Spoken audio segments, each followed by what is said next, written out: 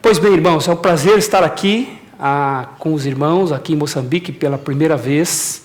Eu sou o pastor Clodoaldo Machado e sou casado com a Patrícia Renata e pai do Natan, que tem 14 anos, e da Natália, que tem 10 anos. Eu disse ontem lá no seminário que meu coração está apertado por não poder tê-los aqui comigo, né? E quando eu viajo e tenho que deixá-los, é porque eu estou atendendo um chamado de Deus mesmo, mas é sempre ruim deixar a esposa e os filhos para trás, ver coisas assim que eu gostaria que eles estivessem para ver e para compartilhar junto com eles, né, dessas situações que a gente vivencia quando a gente viaja.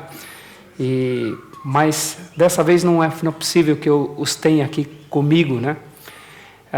Mas gosto de citá-los, né, para mostrar que as dificuldades que eu apresento quando falo da palavra de Deus são aquelas que eu também experimento, e o esforço que eu peço para aqueles que me ouvem façam em suas famílias, nos seus casamentos, eu também tenho que fazer no meu e com a minha família, com os meus filhos. Como o pastor Silas disse aqui, os filhos observam a gente e veem se de fato nós amamos a mãe deles, né, e vivemos aquilo que nós estamos ensinando, né?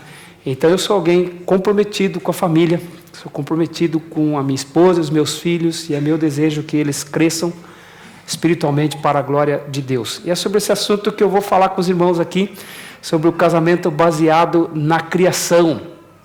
Quando Deus criou Adão e Eva, e a forma como Ele o fez, tem muito a nos ensinar a respeito do que significa o casamento, a respeito dos nossos relacionamentos conjugais. Então eu quero pedir para você que, por favor, abra sua Bíblia em Gênesis capítulo 2, livro de Gênesis capítulo 2, a partir do versículo 18. Eu vou ler e peço a você que, por favor, acompanhe essa leitura. Livro de Gênesis capítulo 2, a partir do versículo 18. Está escrito assim na palavra de Deus. Gênesis capítulo 2, a partir do versículo 18. Disse mais o Senhor Deus: não é bom que o homem esteja só. Far-lhe-ei uma auxiliadora que lhe seja idônea. Havendo, pois, o Senhor Deus formado da terra todos os animais do campo e todas as aves dos céus, trouxe-os ao homem para ver como este lhes chamaria. E o nome que o homem desse a todos os seres viventes, esse seria o nome deles. Deu nome o homem a todos os animais domésticos, às aves dos céus e a todos os animais selváticos. Para o homem, todavia, não se achava uma auxiliadora que lhe fosse idônea. Então o Senhor Deus fez cair pesado sono sobre o homem, e este adormeceu. Tomou uma das suas costelas e fechou o lugar com carne. E a costela que o Senhor Deus tomara ao homem, transformou-a numa mulher e lhe a trouxe. E disse o homem: esta, afinal, é osso dos meus ossos e carne da minha carne, chamar-se-á varoa, porquanto do varão foi tomada. Por isso deixa o homem pai e mãe e se une à sua mulher, tornando-se os dois uma só carne. Ora, um e outro, o homem e sua mulher, estavam nus e não se envergonhavam. Irmãos, os primeiros capítulos de Gênesis, eles são capítulos de extrema importância para nós. Compreender esses capítulos aqui, especialmente os capítulos 1, 2 e 3, é imprescindível para que nós compreendamos o restante da Bíblia, para que nós tenhamos a ideia do que a Bíblia vai tratar, vai falar. Tudo tem como base esses acontecimentos aqui, narrados nesses primeiros capítulos do livro de Gênesis. Alguém disse que se nós não compreendermos esses capítulos, nós não compreenderemos os problemas que há no mundo hoje.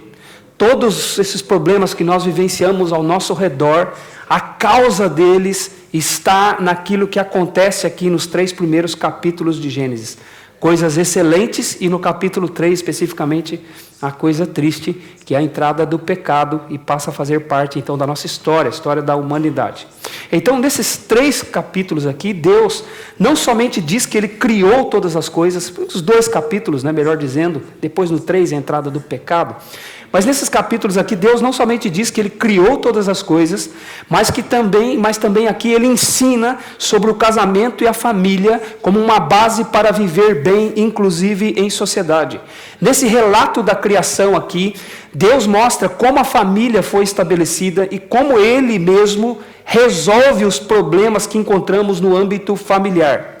Antes do problema acontecer, antes de entrar o pecado, Deus nos dá a base para que problemas no casamento sejam resolvidos. Então, o caráter de Deus, ele é expresso aqui nesses capítulos de Gênesis. Nele, Deus mostra como o homem age e como ele faz para trazer benefícios para esse homem quando este homem se submete à sua palavra. Nós temos vivido, irmãos, num mundo, nós lá no Brasil temos experimentado isso, e talvez os irmãos aqui também experimentem, uma reconfiguração do modelo bíblico de família. A família, ela está sendo reconfigurada, e eu posso usar uma outra palavra, desconfigurada.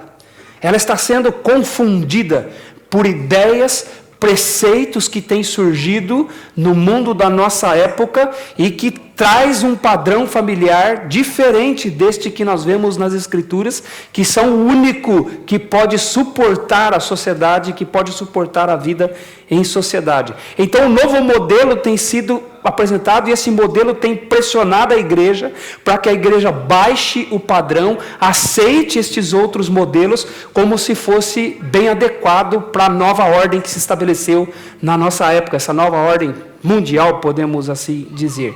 E quem resiste a isso, quem diz que isto não é a família que Deus estabeleceu, do jeito que Deus estabeleceu, tem encontrado suas dificuldades, tem sofrido as perseguições no campo das ideias, no campo psicológico, como o pastor Silas já disse aqui. São considerados muitas vezes pessoas radicais, pessoas retrógradas, ou seja, querem viver numa outra época que já não existe mais, querem trazer essa época aquela época para essa época em que nós vivemos, onde tudo está mudando, onde tudo está sendo reconfigurado, e essas pessoas ainda insistem em trazer esse modelo familiar de pai, mãe e filhos. Essas pessoas não estão acompanhando o tempo, essas pessoas precisam ser esquecidas e ignoradas. É assim que nós temos vivido. Mas o fato é que nós precisamos sempre, como igreja do Senhor, voltarmos para a palavra de Deus, vermos o que ela nos ensina, para obtermos dela encorajamento, para que venhamos a obter dela poder vindo por meio do seu Espírito e da palavra de Deus, para que possamos resistir a essas pressões, nos encorajar, sermos alimentados por ela, para que nós possamos sustentar essas verdades da palavra de Deus a respeito da família e do casamento. Nesse texto aqui, Deus afirma que o casamento é bom. Ele é que está dizendo. E nós vivemos numa época que as pessoas estão dizendo que o casamento não é bom. Lá no meu país, quando um jovem vai se casar, os amigos dele, muitas vezes do trabalho ou da escola, da faculdade, quando ele fala que ele quer se casar, que ele está planejando o casamento, as pessoas dizem para ele: você enlouqueceu? Você é tão jovem, você tem tanta coisa ainda para experimentar e para viver, você vai pôr a corda no pescoço para se enforcar? É assim que eles dizem. Por que você vai fazer isso? Então desestimulam jovens a pensar no casamento. O casamento tem sido uma coisa esquecida. Mas aqui Deus afirma que o casamento é bom. E mais uma vez nós vemos que o pensamento de Deus é diferente dos homens. Os homens têm dado ao casamento uma imagem, um rótulo ruim. E Deus diz que o casamento é bom. Ele afirma aqui que o casamento é excelente para o homem. O texto diz aqui que Deus viu que não era bom que o homem estivesse só. É interessante, se você notar, Gênesis, ele no capítulo 1 narra toda a criação. E no capítulo 2 detalha o 6º dia da criação, como Deus criou o homem. Então, no capítulo 1 ele já contou tudo, e aí no capítulo 2 ele dá um passo atrás, volta para o 6º dia da criação, que é quando Deus criou o homem, e mostra como Deus criou o homem, como foi o processo de criação do homem. Então aqui, Deus está dizendo que não é bom porque ele não tinha terminado ainda. Mas lá no capítulo 1, quando a gente vê que ele terminou, e diz a Bíblia que eis que Deus viu tudo o que tinha feito e tudo era muito bom. Só que aqui ele voltou um pouquinho. Então ele está voltando, antes de Deus dizer que era muito bom, Deus disse que tinha uma coisa que não era boa. Não era bom o fato do homem estar só. Aquilo não estava bom. Então, no processo de criação, ele só terminou o homem. Nós podemos dizer assim, quando ele fez a mulher. O homem não estava pronto sem a mulher. Então, não era bom que ele estivesse só. E quando ele termina, então, a mulher, aí ele vai dizer: e viu Deus tudo o que tinha feito, e eis que tudo era muito bom. Então veja que só ficou muito bom depois dele criar a mulher. Antes dele criar a mulher não era bom. Só vai ficar bom aos olhos do Criador quando ele cria a mulher. E ao criar a mulher, ele criou junto o casamento. Está implícito ali a ideia de que o casamento é bom. Então o homem só é bom quando ele tem a sua mulher do seu lado. Então nós temos Deus aqui afirmando que o casamento é bom. Deus comunica aqui o que ele vê no casamento, e como o casamento é excelente, e como igreja de Cristo Jesus, nós temos que defender sempre o casamento e incentivar os jovens a pensarem no casamento mesmo, porque Deus será glorificado com isso, porque o casamento é uma criação dele. Ele instituiu o casamento. Então, o que Deus comunica no casamento para o homem? Primeira coisa que ele comunica, irmãos, ele comunica que o homem precisa da mulher. Por isso que no versículo 18 ele diz: não é bom que o homem esteja só, far-lhe-ei uma auxiliadora que lhe seja idônea. Então, estando só, o homem era incompleto. Ele ainda não tinha sido acabado quando ele estava só. Ele não era ainda o homem que Deus desejava que ele fosse. Sabe, irmãos, eu venho de uma tradição familiar que o meu pai, o meu avô, lá no Brasil, eles só tratavam a gente como homem maduro quando a gente ia casar. Enquanto não tivesse pronto para casar, enquanto não falasse em casamento, a gente ainda era um garoto. Um moleque, como a gente diz lá. Não é? Então eu lembro, a primeira conversa que eu tive com meu pai, de homem para homem, foi sobre os móveis que eu estava comprando para eu casar. O meu pai sentou comigo e conversou, eu fiquei olhando para ele, eu falei assim: mas ele está conversando comigo pela primeira vez, assim, de homem para homem? É porque eu já ia casar, então na mente dele, eu me completaria como homem, eu assumiria as responsabilidades de um homem.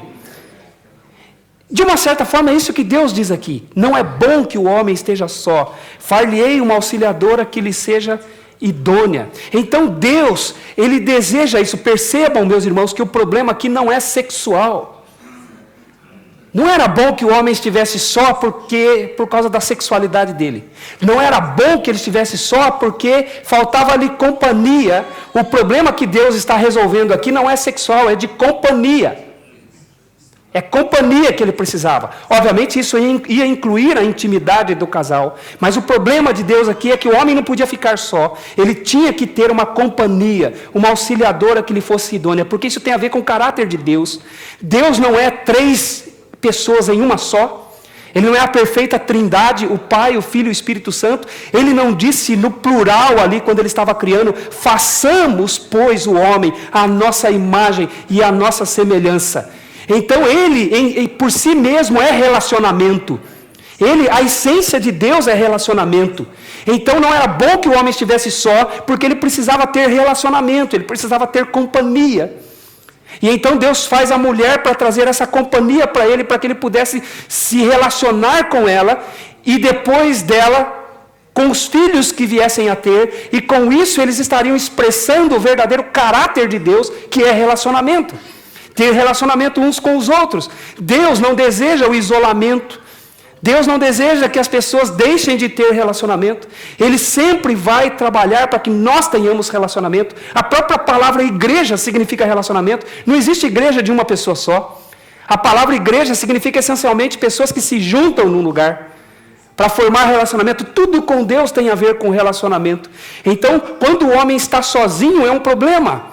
Quando nós estamos sozinhos, nós erramos, tomamos decisões erradas, podemos pecar, porque não temos ninguém para prestar contas. Então é um problema para nós a solidão. Então Deus sempre vai criar relacionamentos, possibilidades de relacionamento. Então o casamento, ele vai trazer para o homem o amadurecimento que ele precisa. A mulher, meus irmãos, e eu estou falando aqui com os homens mesmo. Toda essa palavra será dirigida para os homens. As irmãs, tenham paciência comigo. Mas você pode dar um aleluia quando eu estiver falando com um homem. Porque eu entendo a responsabilidade do homem. O texto fala sobre o homem, vai falar sobre a mulher. Tem muitas coisas que nós podemos extrair nesse texto aqui. Mas eu quero falar com os homens. Irmãos, a mulher, a esposa, ajuda o homem a cometer menos erros. Não porque ela é mais sábia do que ele. Ambos, diante de Deus, são herdeiros da mesma graça, Pedro vai dizer em 1 Pedro capítulo 3, versículo 7. Então não tem um mais importante do que o outro. Mas a esposa, quando ela está do lado do marido, ela o ajuda nas suas decisões, para que ele não tome decisões erradas para a família, para a vida. Então a esposa é boa para o marido, e Deus estava dizendo isso aqui. Não é bom que o homem esteja só. Ter a esposa serve como muitas vezes um obstáculo para ele. Por isso que muitos homens às vezes não querem se comprometer, não querem o casamento, eles pensam que eles podem viver livres, mas tendo esse tipo de visão, eles cometem muitos erros em suas vidas. Muitos homens tomam decisões que deixam marcas nas suas vidas, que anos não apagarão estas marcas, porque eles estavam sozinhos, tomaram decisões erradas. Então a mulher é boa porque ela ajuda o homem, contribui o homem para o seu amadurecimento. Sabe, irmãos, eu vejo assim os jovens lá no Brasil, eles vão casar, muitos jovens vão casar e eles levam videogame para casa. Então eles casam, ainda jogam videogame. Não é problema, pecado jogar videogame, mas muitas vezes eu vejo homens casados, mas eles ainda são imaturos. E aí eles jogam, sabia que tem uma estatística que diz que os maiores usuários de videogame são homens de 35 anos? Não são crianças. Eles querem ficar se divertindo, então a esposa está do lado, ela vai contribuir para que eles saiam daquela imaturidade, para que eles amadureçam. E aí eu vejo quantos jovens na igreja o casamento fez tão bem para eles amadureceram tanto depois que se casaram. Porque o casamento é bom, não é bom que o homem esteja só. E então Deus resolveu fazer isso, ele disse, eu vou fazer uma auxiliadora idônea. O homem precisava de alguém que lhe ajudasse na sua tarefa, sozinho ele não a cumpriria. A auxiliadora aqui fala de alguém que é capaz de ajudar o homem, alguém digno, da mesma dignidade do homem. Então a palavra auxiliadora confere importância para a mulher. Dá importância a ela, porque quando Deus diz que a mulher seria auxiliadora, Ele está afirmando a importância da mulher na vida do homem. Sabe por quê? A cultura, irmãos, da nossa época, do mundo, tem querido diminuir o papel da mulher no casamento, inclusive exclui palavras como essas, que auxiliadora. A mulher não pode ser auxiliadora do homem, ela tem que fazer a função do homem, e isso tem feito muito mal para as famílias, para os casamentos. Não há nenhum demérito em você, minha irmã, em ser auxiliadora. Sabe por quê? Porque Deus muitas vezes usa essa palavra para Ele mesmo. Ele mesmo se coloca como nosso ajudador. O Salmo 34, versículo 10 vai dizer, ouve, Senhor, e tem compaixão de mim. Sê tu, Senhor, o meu auxílio. É a mesma palavra usada para a mulher aqui como auxiliadora.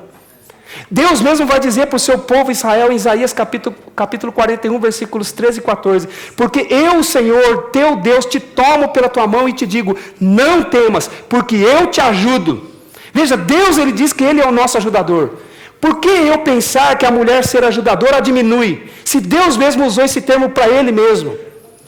Então a mulher foi colocada para ser auxiliadora do homem. Nós não podemos nunca desvalorizar a posição da mulher. Ela é a ajudadora que o marido precisa. Idônea também fala de alguém que complementa o homem.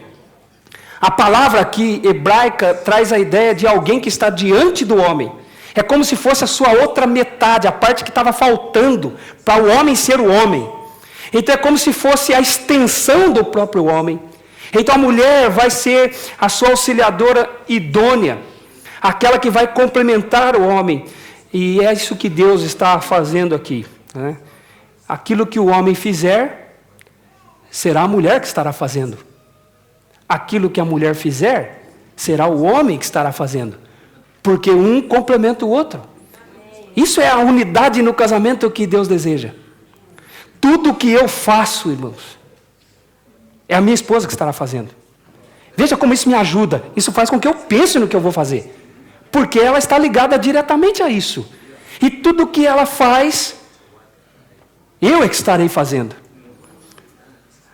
Eu vim aqui agora, vim para Moçambique, deixei ela lá.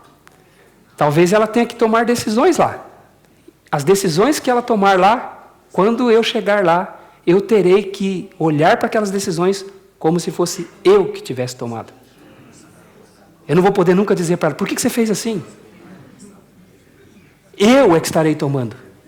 Porque a auxiliadora idônea traz essa ideia de que um complementa o outro, ela é o complemento que o homem precisava.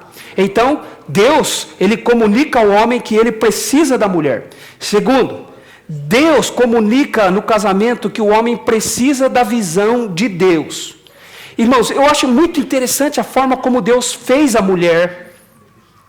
É muito peculiar, é por isso que Deus, ele deu o resumo lá no capítulo 1, como que ele criou todas as coisas. Mas no capítulo 2, ele detalha o 6º dia da criação, quando ele criou o homem e como ele formou a mulher. Tem detalhes aqui no texto muito interessantes.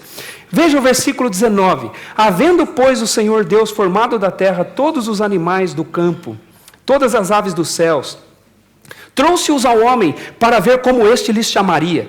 E o nome que o homem desse a todos os seres viventes, esse seria o nome deles. Deu nome o homem a todos os animais domésticos e às aves dos céus e a todos os animais selváticos. Para o homem, todavia, não se achava uma auxiliadora que lhe fosse idônea.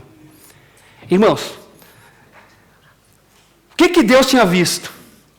Que não era bom o homem estar só. Aí Deus vai criar uma auxiliadora idônea para ele. Para criar, o que Deus faz? Primeiro ele traz os animais para o homem dar nome. Antes de criar a mulher para ele. Sabe por quê? Porque Deus já tinha enxergado que não era bom que Adão estivesse só. Mas Adão não tinha visto isso ainda. Ele não conhecia o que é mulher. Como é que ele ia sentir necessidade de uma? Ele não tinha visto, mas ele precisava ver. Porque Deus já tinha visto. Irmão, isso aqui é um princípio do nosso relacionamento com o nosso Deus. Que Ele veja e depois me fale. E não eu fique querendo ver e depois fale para Ele. É o contrário, Ele vê primeiro. E Ele nos mostra. Por que Ele trouxe os animais para Adão dar nome? Para que Adão visse que entre os animais não era encontrado uma auxiliadora idônea para ele. Deus já sabia disso, mas ele não. Então Deus usa esse processo da nomeação dos animais. Irmãos, e é muito interessante, né? Porque o ato de dar nome implica a função de Adão. Quando Deus trouxe os animais para ele dar nome, era já o exercício da função dele de domínio sobre os animais. Deus não tinha dito para ele dominar os animais? Agora, se você notar, a parte da criação em que Deus domina, não é o homem que dá nome, é Deus que dá nome. Por exemplo, Deus disse a luz dia, e chamou Deus a luz dia e as trevas noite. Nós controlamos o dia? Nós controlamos a noite? Mas quem deu nome? Deus. Ao firmamento chamou Deus céus. Nós controlamos os céus? Não. Quem controla? O Senhor Deus. Quem deu nome? O Senhor Deus. A porção seca chamou Deus terra. Nós controlamos a terra? Não. Quem deu nome? O Senhor Deus. Então Deus traz os animais para ele dar nome. Porque ele controlaria os animais. Ele dominaria sobre os animais. Era a sua função. E então quando ele termina, o homem vê o que Deus já tinha visto. Ele não encontrou entre os animais a sua auxiliadora idônea. Isso aqui tem um outro princípio interessante. Não há parentesco entre o homem e o animal. Não somos produtos de uma evolução. Não há ligação entre nós. Ele não encontrou nada parecido com ele entre os animais que pudesse complementá-lo. E há uma ideia, irmãos, presente na nossa época, que depõe contra aquilo que Deus estava fazendo ali. Eu não sei aqui, mas no meu país, um dos negócios mais lucrativos é você montar uma loja para cuidar de animais. Sabe, porque as pessoas estão tentando se complementar com o animal. Então tem casais que não querem ter filhos, mas tem um cachorrinho em casa. E eles falam com o cachorrinho, parece que está falando com uma criança. Vem cá, meu filhinho, vem cá, pula no colo do papai, vem cá, vem cá, vem. Se eu só escutasse, irmãos, eu achava que era uma criança, mas aí quando eu olho lá, é um cachorrão desse tamanho. Mas eles estão falando como se fosse uma pessoa. E eles estão depondo contra o que Deus disse aqui. Deus disse, nunca um animal vai substituir o homem, um ser humano, porque não há semelhança entre eles. Nós não somos produtos de evolução, nós somos produtos da criação. Deus criou os animais, e nenhum animal tem parentesco com o homem. O homem não encontrou entre os animais nada que pudesse complementá-lo. Isso demonstra que as nossas necessidades reais são aquelas que Deus vê. Lembra o que Jesus disse quando ele foi ensinar a orar? Quando orares, entra no teu quarto e o teu pai que te vê em secreto te ouvirá, porque ele sabe do que tendes necessidade antes que lhe peçais. Isso aqui é princípio. Sabe qual é o nosso problema?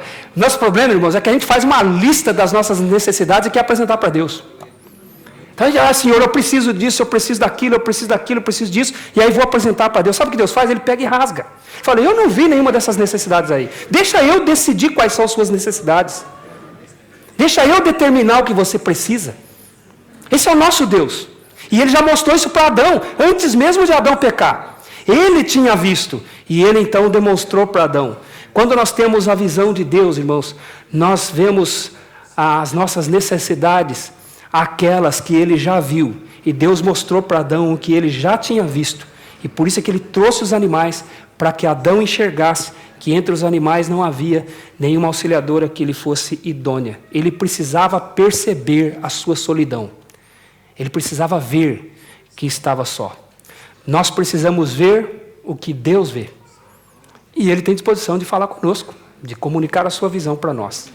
Terceiro, o que Deus comunica no casamento? O que ele comunicou para o homem no casamento? Que o homem precisa confiar em Deus. Veja o versículo 21. Então o Senhor Deus fez cair pesado sono sobre o homem, e este adormeceu. Tomou uma das suas costelas e fechou o lugar com carne. Deus fez cair um pesado sono sobre Adão. Aqui Deus funciona como que um médico anestesiologista, né? Acho que é assim que fala. Anestesista. Obrigado. Então ele faz Adão dormir, porque ele ia começar a resolver aquele problema que ele tinha visto. Ele ia fazer a auxiliadora. Agora, por que Adão teve que dormir? Por que Deus estava agindo assim? Deus estava dando mais uma lição para o homem, mais uma lição para Adão. Deus, ele resolveria o problema, mas Adão não veria todo o processo, ele estaria dormindo. Então Adão teria que confiar em Deus. Deus viu o problema, Deus mostrou o problema, e agora Deus vai resolver o problema. Só que na resolução tem que confiar em Deus. Deixa Deus resolver do jeito dele. Deixa ele fazer. Isso é confiança. Então Adão teve que dormir. Aqui, irmãos, Deus estava ensinando Adão a descansar em Deus, a confiar em Deus. Aqui é o pai bondoso cuidando do seu filho. Aqui é o pai que está ensinando o filho a confiar nele. Adão não ia dar palpites. Ele não ia falar nada. Ele ia apenas descansar. Confiar em Deus, que Deus traria a solução para o problema dele, que era a sua solidão. Sabe o que eu fico imaginando? Se Adão fosse dar palpite, o que ele pediria se ele não sabia o que era uma mulher? O que ele ia falar para Deus? Senhor, faz um amigão para mim. Como a gente dá um amigão do peito, lá no Brasil, né? Ele não sabe o que... Deixa Deus resolver. Agora, interessante, o Senhor faz ele dormir. Irmãos, o sono na Bíblia, ele tem duas razões. E uma delas é a confiança. E é muito interessante a gente pensar no sono na Bíblia. Não diz o Salmo 3, versículo 5, deito e pego no sono, porque o Senhor me sustenta. Não diz o Salmo 4, versículo 8, deito e logo pego no sono, porque só tu, Senhor, me fazes repousar em segurança. O Salmo 127, versículo 2 vai dizer: se o Senhor não edificar a casa, em vão trabalham os que a edificam. Se o Senhor não guardar a cidade, em vão vigia a sentinela. Inútil vos será levantar cedo e deitar tarde para comer o pão que penosamente granjeastes, porque aos seus amados ele dá enquanto... Esse é o primeiro exemplo de Deus dar alguma coisa na Bíblia, enquanto essa pessoa está dormindo. Porque fez Adão dormir, e ao dormir ele teria sua esposa. Às vezes os jovens da minha igreja falam: ô pastor, eu queria uma esposa para eu casar. Eu falo: vai dormir, rapaz. Aí ele fala: mas ô louco, pastor, por quê? Eu falei: porque está escrito na Bíblia que enquanto Adão dormia, o Senhor fez a esposa para ele.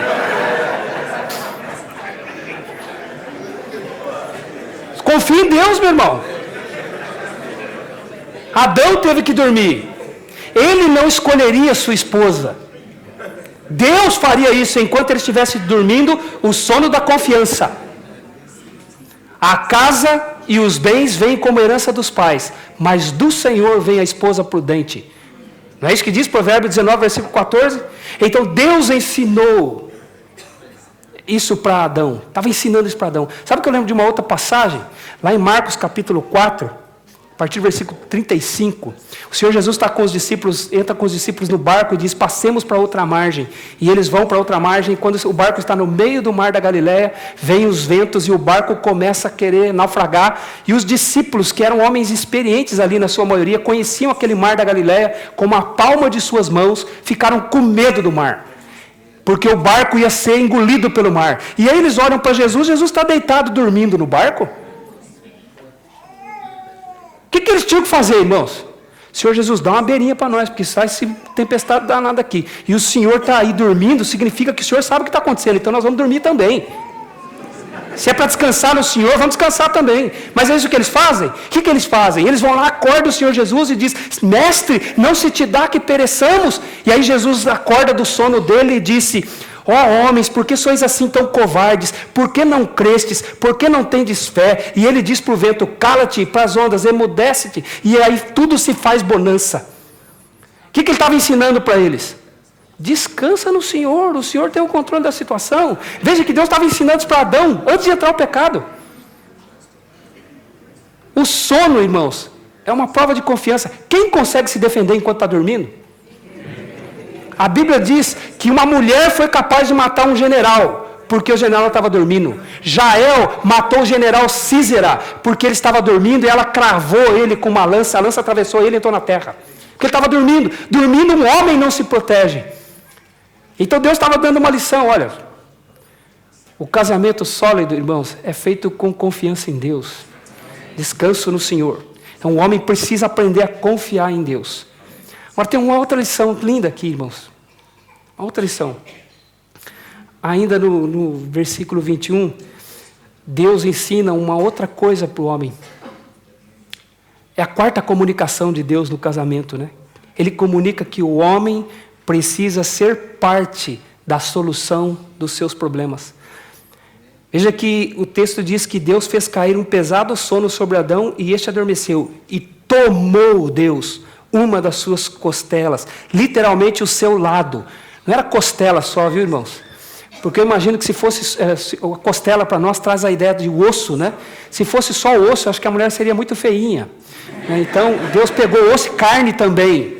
Por isso que Adão, depois que ela está pronta, disse: é osso dos meus ossos e carne da minha carne. A palavra lá no original quer dizer que Deus pegou parte do lado dele. Não levou só uma costela dele. Foi osso e carne. Tirou uma parte dele, tomou dele. Tem um princípio aqui interessante. Adão perdeu parte de si mesmo para ter a sua esposa. Ele teve que dar. Ele teve que confiar em Deus e entregar. Deus não poderia ter feito a mulher do pó da terra como ele fez o próprio Adão? Quão poderoso é o nosso Deus para ter feito a mulher de tantas maneiras quantas ele quisesse. Mas ele escolheu pegar uma parte do homem. Ele viu que não era bom o homem estar só, resolveu fazer-lhe uma auxiliadora, e para isso ele pegou uma parte do homem. Ele tirou uma parte dele, e ele estava dando um princípio aqui. Adão, você tem um problema. Você está sozinho. Eu vou resolver o teu problema. Só que eu resolvo com você entrando na história. Você tem que fazer parte. Se você não fizer parte, não tem solução. Por isso que o Senhor fez ele dormir e ele teve que confiar em Deus e Deus tirou parte dele. Deus escolheu fazer assim, irmãos. Por isso é que o parentesco é importante. O parentesco entre os homens é singular. Nós, mais uma vez, não somos produtos da evolução. Nós somos produtos de um único homem, Adão criado. Veio a mulher dele, de parte dele, depois os dois se relacionam e dão origem a todos nós. Somos resultados da criação de Deus. Somos todos parentes, por assim dizer. Porque temos uma única origem, o nosso Deus, quando Ele criou Adão. Então, nessa maneira de agir, Deus ensinou uma lição para todos nós. Problemas só se resolvem se nós estivermos dispostos a entregarmos a nós mesmos. Muitas vezes eu quero que Deus resolva o meu problema, mas eu não quero dar nada de mim. Deus tem que fazer tudo. E por isso que o problema muitas vezes não se resolve, porque eu não estou disposto a entrar como parte da solução. Muitas vezes, problemas no casamento, irmãos, eles não se solucionam porque nenhum dos dois quer dar nada de si. E aí o problema fica sendo empurrado sempre para diante, ficam adiando a solução do problema, porque eu não quero dar nada. E deixa eu dizer uma coisa para os irmãos, todo problema que eu tenho no meu casamento, eu tenho que fazer parte da solução, eu tenho que entregar alguma coisa de mim. Sabe o que significa? Morrer um pouco para mim. Muitas vezes eu tenho que entregar meu orgulho, muitas vezes eu tenho que entregar a minha humildade, eu tenho que fazer morrer meu orgulho e entrar em ação a minha humildade, para pedir perdão para minha esposa, por algo que eu fiz que a magoou. Isso para os homens é morrer, ele tem que entregar parte de si para fazer isso. Muitos maridos nunca disseram para sua esposa, errei, me perdoa. Sabe por quê? Porque o orgulho tomou conta do coração dele, ele não está disposto a dar nada. Então ele protege o seu orgulho. Ele não cede nada. E Deus aqui meio que ilustra a solução do problema. Sabe, eu lembro quando os discípulos também estavam com Jesus. E muita gente com eles. E aí chegou tarde, à noite, ia entardecendo. E os discípulos falaram, Senhor, esse povo precisa ir embora, porque já é tarde e eles têm que comprar comida em alguma vila. Ou seja, tinha um problema, né? Senhor, se a gente ficar com eles aqui, como é que nós vamos resolver? Eles precisam de comida, está o problema. Aí Jesus olhou para eles assim, dá-lhes vós mesmos de comer. A solução é vocês fazerem parte do processo. Mas Senhor, nós não temos aqui senão 5 pães e 2 peixes. Aí Jesus falou, dá aqui. Põe na minha mão. E você lembra da história, né? O Senhor Jesus multiplicou aqueles 5 pães e 2 peixes e foram alimentados 5.000 homens, além de mulheres e crianças. Eu acredito, irmãos, que era cerca de 20.000 pessoas. Era só 5.000 só homens, com 5 pães e 2 peixes. É isso que acontece quando eu estou disposto a participar. Dai-lhes vós mesmos de comer. Pastor, eu estou com um problema no meu casamento. Dá você mesmo a solução para esse problema. Não, o problema não sou eu, o problema é minha esposa. É por isso que não resolve. A parte ruim do meu casamento é minha esposa, muitos maridos dizem. E eles estão enganados. E nós vamos ver por quê. Então Deus, Ele mostrou isso para Adão. Eu vou resolver seu problema, mas você vai fazer parte da solução. Você não vai ficar só assistindo, não. Você tem que ser usado, né? Então Adão estava só, era um grande problema e Deus resolveu pegando parte dele mesmo e com isso fez a mulher. Então Deus mostrou isso para Adão. Quinta comunicação de Deus para Adão, para o homem, né? Deus também no casamento, Ele comunica que o homem precisa cuidar da mulher. Ele não somente precisa da mulher, mas ele precisa cuidar da mulher. Veja o versículo 22. E a costela que o Senhor Deus tomara ao homem, transformou-a numa mulher e lhe a trouxe. E disse o homem, esta afinal é osso dos meus ossos e carne da minha carne, chamar-se-á varoa, porquanto do varão foi tomada. Deus trouxe a mulher para o homem. Percebe que aqui há uma semelhança entre o que tinha acontecido ainda há pouco, quando ele trouxe os animais para o homem? Veja o que Deus fez. Ele trouxe os animais para o homem dar nome, e agora ele faz o mesmo com a mulher. Ele traz a mulher para o homem. Ele a traz e a põe diante do homem. Deus trouxe para ele. O verbo trazer aqui, meus irmãos, ele significa colocar para dentro.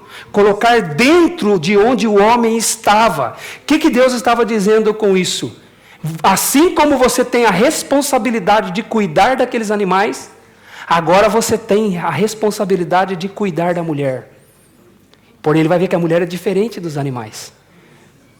Mas é responsabilidade dele cuidar dela. Ela estava, trazer para o homem significa colocar sob a responsabilidade dele. Ele tem agora a responsabilidade de cuidar da sua esposa. Ela é agora a responsabilidade dele. Essa é a sua tarefa, cuidar dela. E quando Adão viu a mulher, irmãos, é um outro detalhe do texto. É a primeira vez na Bíblia que o homem fala. Até então só Deus tinha falado.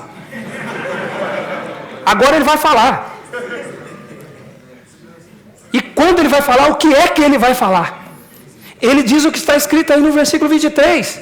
Esta, afinal, é osso dos meus ossos e carne da minha carne, chamar-se-á varoa, porquanto do varão foi tomado.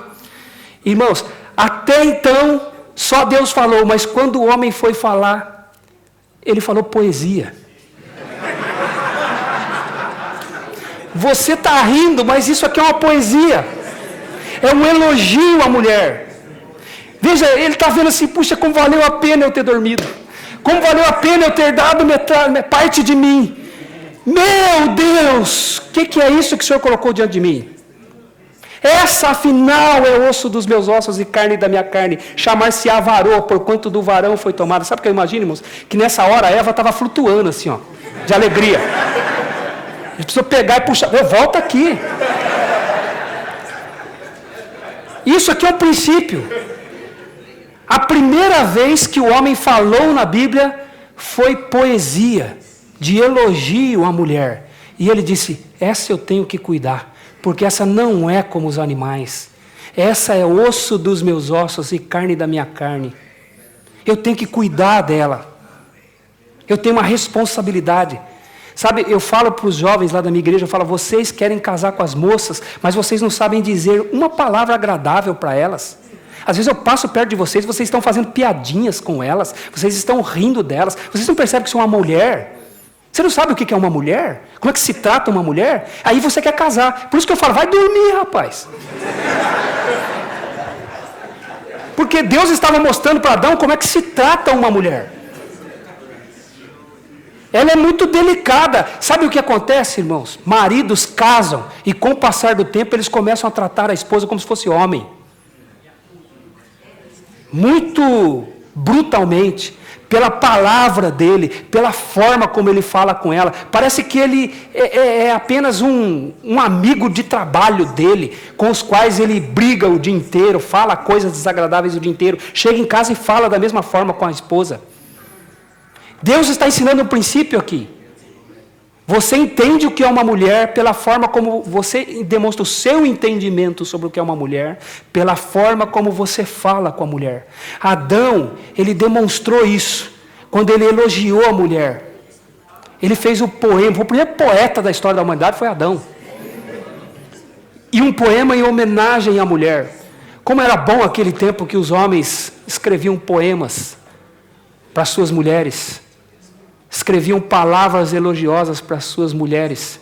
Sabe, irmãos, a minha esposa tem um cartão lá que eu dei para ela quando a gente era noiva, ela guarda até hoje. Em que eu escrevi tudo o que ela significava para mim. E às vezes eu leio e falo, puxa, eu estava inspirado, hein?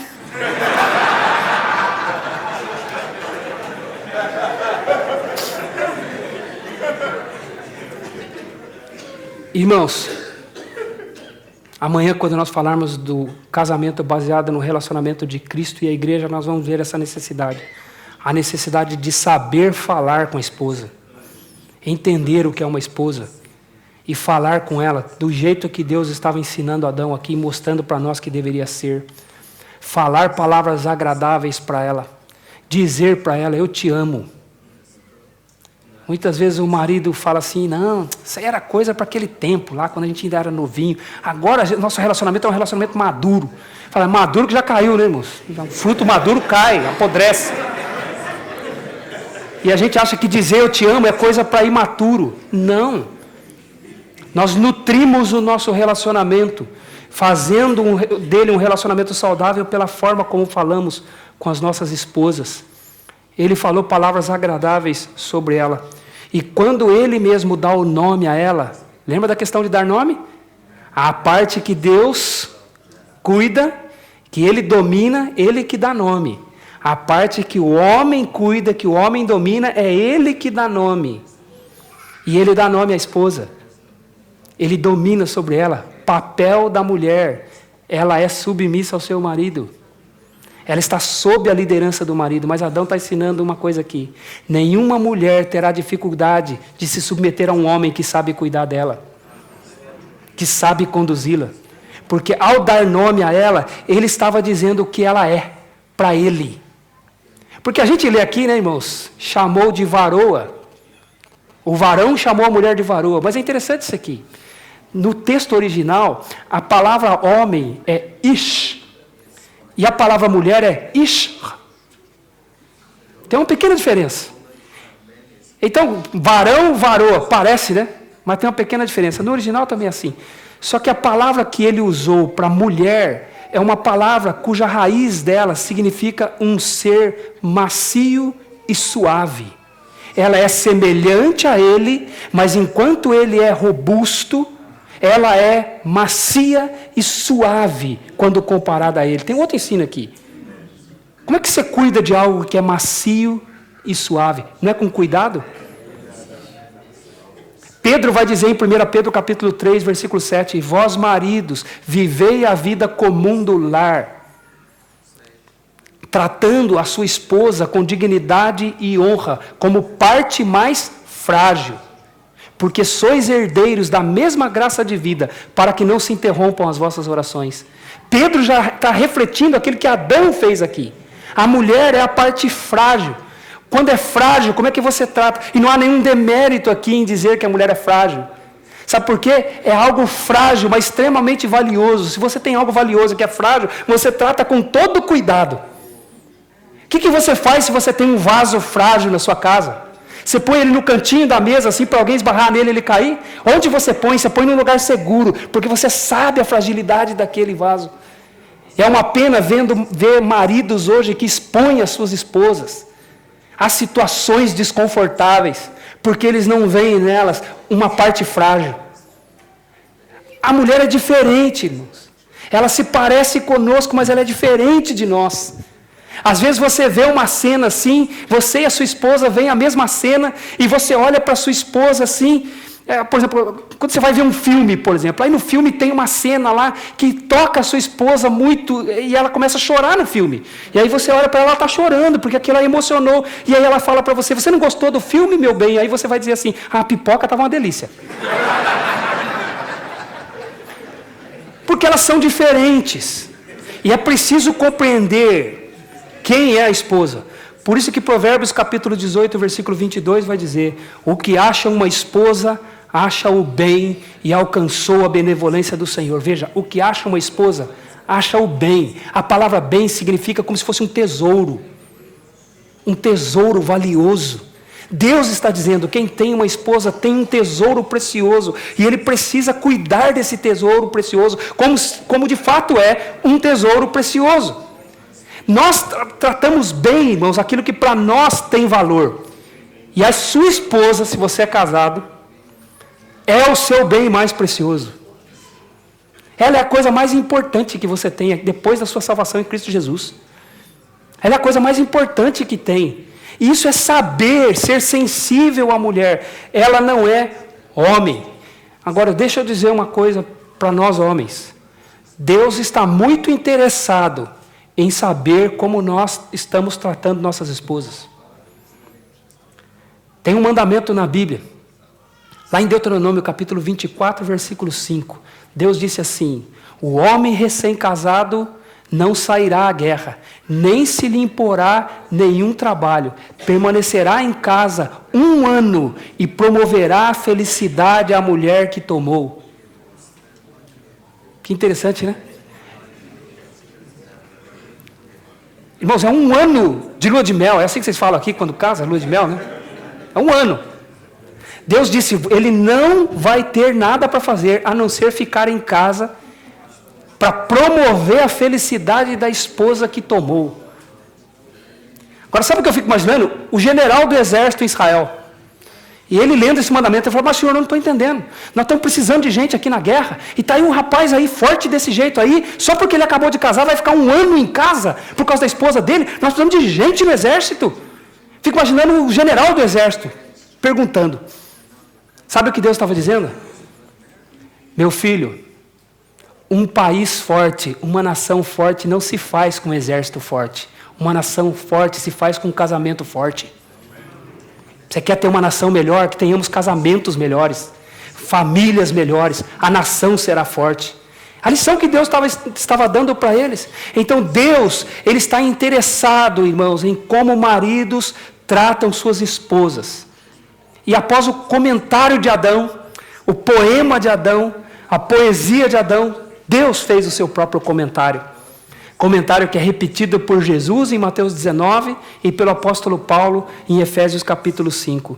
No versículo 24, Deus conclui dizendo que tudo aquilo tinha a ver com casamento mesmo. Ele diz, por isso deixa o homem pai e mãe e se une à sua mulher, tornando-se os dois uma só carne. Ora, um e outro, o homem e sua mulher, estavam nus e não se envergonhavam. Deus apresentou o padrão do casamento já no relato da criação.